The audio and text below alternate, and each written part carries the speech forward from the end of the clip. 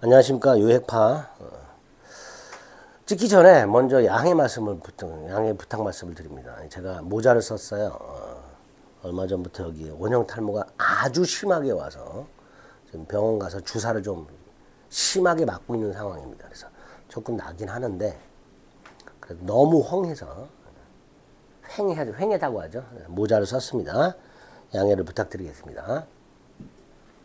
자, 쌍목계약의 효력 보겠습니다. 세 가지. 동시이행명권 위험부담 제3자를 위한 계약. 시험에 나오는 걸 위주로 딱딱 암기합니다. 동시항변권의 뜻은 여러분들이 익히 알고 있는 거죠. 그냥 간단하게 매도인이 돈 줄 때까지 물건 못 줘. 매수인이 물건 넘겨줄 때까지 돈 못 줘. 이렇게 생각하시면 돼요. 자, 이 항변권이 성립하기 위한 요건 아주 중요하죠. 세 가지 요건인데 첫째가 뭐예요? 동이나 쌍목계약에 의한 대가적 채무가 생겨야 됩니다. 따라서 키워드 별계약적으로 생긴 채무는 동시상관계가 아니다. 대금 채권을 양도하거나 대금 채무로 인수했다 하더라도 항변권은 소멸하지 않고 존속한다. 제일 중요한 거. 어느 일방의 채무가 이행불능이 돼서 손해배상 채무로 바뀌었을 때 항변권은 소멸하지 않고 존속한다. 꼭 기억하셔야 됩니다. 두 번째 요건이 양채무가 모두 이행기여야 되죠. 따라서 중도금 지급 같은 선이행 의무는 원칙적으로 항변권이 있다 없다? 없다. 이렇게 되겠죠. 근데 예외. 중도금 지급 같은 선이행 의무라 하더라도 항변권을 행사할 수 있는 경우 두 가지. 하나가 불안해 항변권. 아파트 분양자, 수분양자는 분양회사의 신용불안을 이유로 선의무인 중도금 지급을 뭐 할 수 있다? 거절할 수 있다. 불안해 항변권. 또 하나가 선의무인은 중도금을 지급하지 않고 민기적거리다가 잔금 지급끼리 도래함으로써 상대방 이행기가 도래한 경우 요때도 매도인의 소유권 이전과 동시행관계인 잔금 지급뿐만 아니라 선의무인 중도금 지급도 동시 이행관계가 된다. 기억하시기 바랍니다. 세 번째 요건. 예를 들어 매도인이 이행을 하지 않은 채 청구. 했을 때 항변권 행사하는 거죠. 따라서 매도인이 이행을 제공하면서 소유권을 넘겨주면서 대금을 청구하게 되면 을은 항변권을 행사하지 못하고 대금을 지급해야 되고 지급을 못하면 지체에 빠지게 되겠죠. 다만 을의 항변권 자체가 소멸하지는 않습니다. 이거 기억하셔야 되죠. 항변권을 행사할 수 없을 뿐 항변권 자체가 소멸하는 건 아니에요. 왜? 갑이 나중에 재청구를 하는데 이행을 중단한 채 재청구하면 지체에 빠졌던 을도 항변권 행사할 수 있어야 되니까 을의 항변권 자체가 소멸하는 건 아니라는 거. 효력, 연기적 항변권이고요. 이 연기적 항변권 때문에 항변권을 갖고 있다는 것 자체로 지체 책임이 없어요. 다만 소송에서는 주장해야만 법원은 판단해 준다는 거. 그리고 법원은 원고 일부 승소 판결, 상환 이행 판결한다는 거 기억하시고. 단순 암기 두 개. 동시 이행의 항변권이 붙은 채권, 매도인의 매매대금 채권, 자동채권으로 상기하지 못한다. 매도인은 매수인의 항변권이 붙은 매매대금 채권을 자동채권으로 상기할 수가 없고, 임차인도 임대인의 항변권이 붙어있는 보증금 반환 채권을 자동채권으로 상기할 수가 없습니다. 암기. 또 하나, 매도인의 매매대금 채권, 매수인의 동시이행의 항변권이 붙은 채권이라고 그랬죠. 이것도 소멸시에 걸립니다. 그래서 매도인의 매매대금 채권은 대금 지급 기일부터 소멸시효가 진행된다. 이렇게 암기하시고, 그 다음 동시행관계가 부정되는 거. 박스 쳐놓고 동시행관계 인과 아닌 거 고르세요. 이렇게 문제가 나온단 말이에요. 그러니까 동시행관계가 아닌 것들을 위주로 암기를 해두면 되는 거예요. 그래서 구별하실 수 있으면 됩니다. 돈 갚는 것하고 차용증 반환, 변제와 채권증서 반환, 돈 갚는 것과 담보권 말소, 예를 들어서 돈 갚는 것과 저당권 등기 말소, 돈 갚는 것과 담보 목적 소유권 등기, 이 양도담보라고 하죠. 그거 말소. 토지거래가 신청 절차 협력 의무와 대금 지급 의무, 보증금 반환 의무와 임차권 등기 명령에 의한 등기 말소 의무, 임차인의 목적 반환 의무와 임대인의 권리금 회수 방해로 인한 손해배상 의무, 다 동시행관계가 아닌 거예요.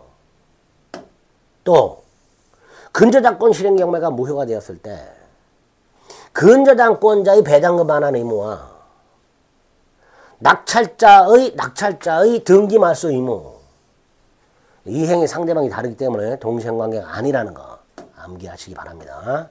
뭐 그 정도 봐주시면 되고요.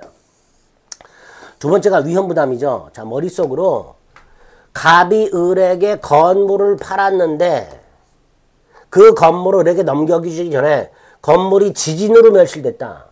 다시 말해서 갑의 채무가 후발적으로 갑의 귀책 사유 없이 소멸했다.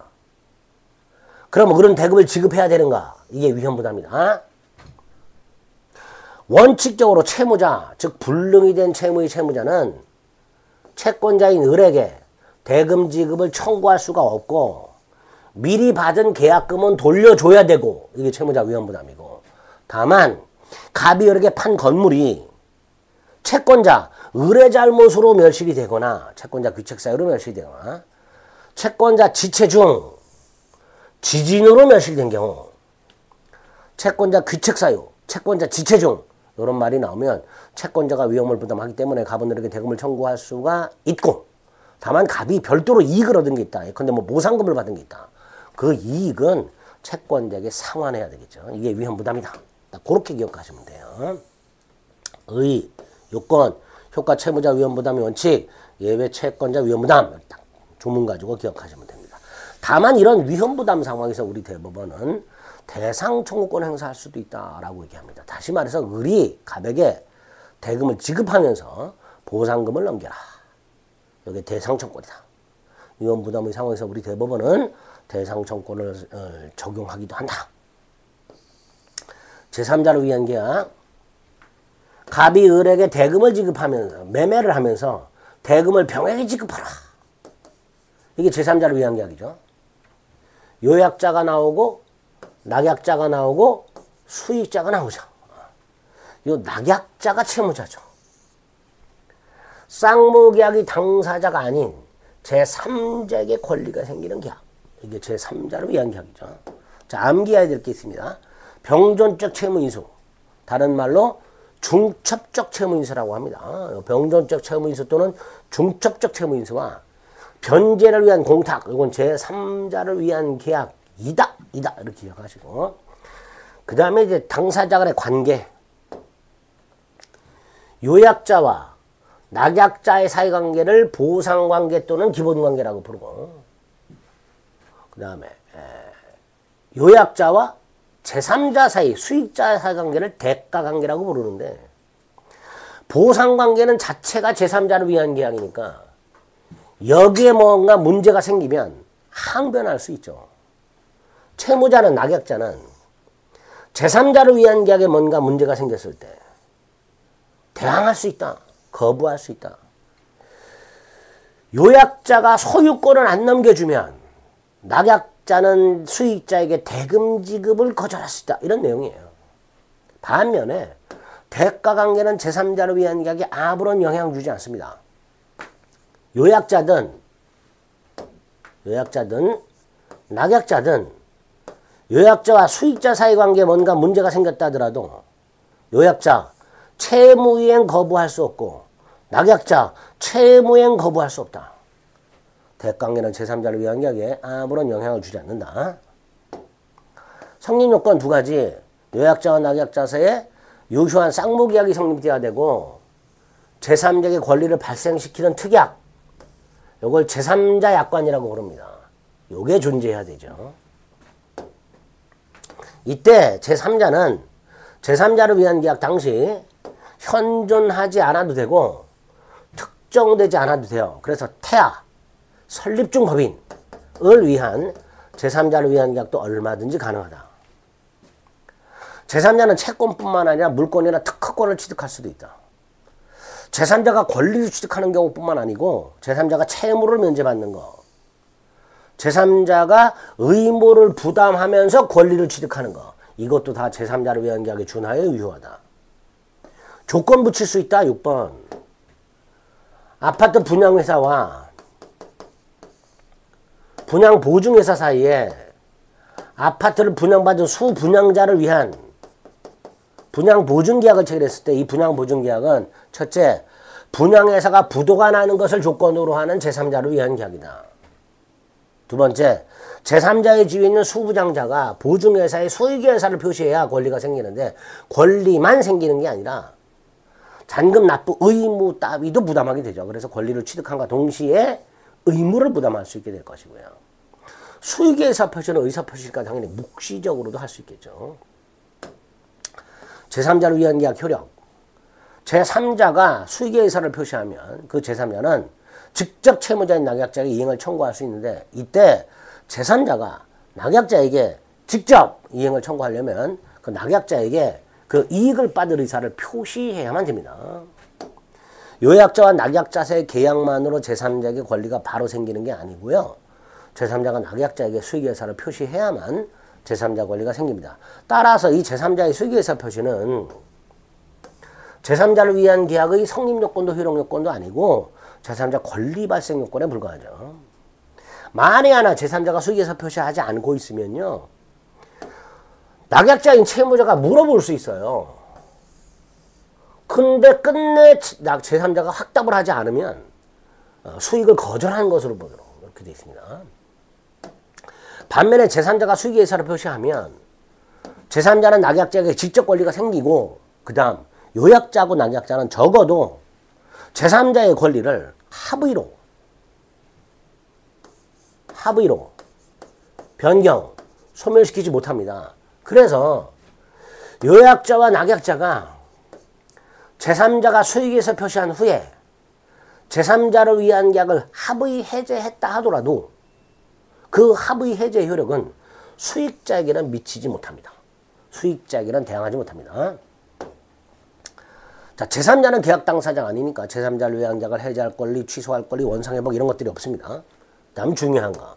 제3자가 수익회사를 표시했음에도 불구하고 자, 요약자, 낙약자, 제3자 수익회사를 표시했음에도 불구하고 낙약자가 채무를 이행하지 않는다.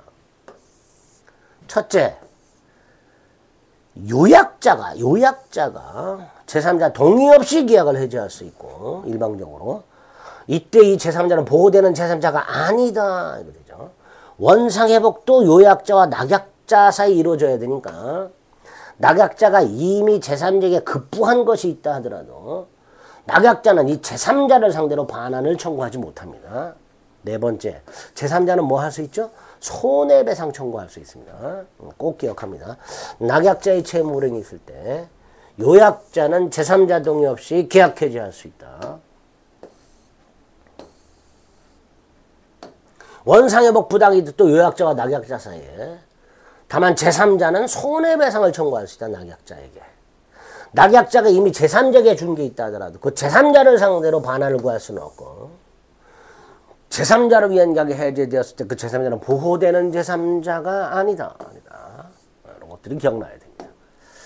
사기강박은요. 그냥 간단하게 그림으로 요약자와 낙약자가 서로 사기강박하면 상대방의 사기강박이니까 수익자의 지부지를 따질 필요 없이 취소할 수 있는 반면에 제3자인 수익자가 예를 들어서 요약자를 사기강박했으면 제3자 사기강박이니까 요약자는 낙약자가 그 사실을 알았거나 알 수 있었을 경우에 하나 취소할 수 있습니다. 마지막, 요 제3자를 위한 계약이 차거나 사기강박을 이루 취소되었을 때 요 수익자, 보호되는 제3자가 아니기 때문에 요약자나 낙약자는 선의의 수익자에게 대항할 수 있다가 됩니다. 제3자를 위한 계약이 차고 사기강박을 이루 취소되었을 때 요약자 또는 낙약자는 선의의 수익자에게 대항할 수 있다. 이렇게 됩니다. 즉 제3자를 위한 계약의 제3자는 제3자 보호 규정의 제3자에 해당하지 않는다. 딱 여기까지 기억을 해주시면 되겠습니다. 쌍무계약의 효력 3가지, 동시한명권 위험부담, 제3자를 위한 계약을 봤습니다. 자, 계약 총론 마지막 해지 남았어요. 이건 시간을 좀 달리해서 보겠습니다.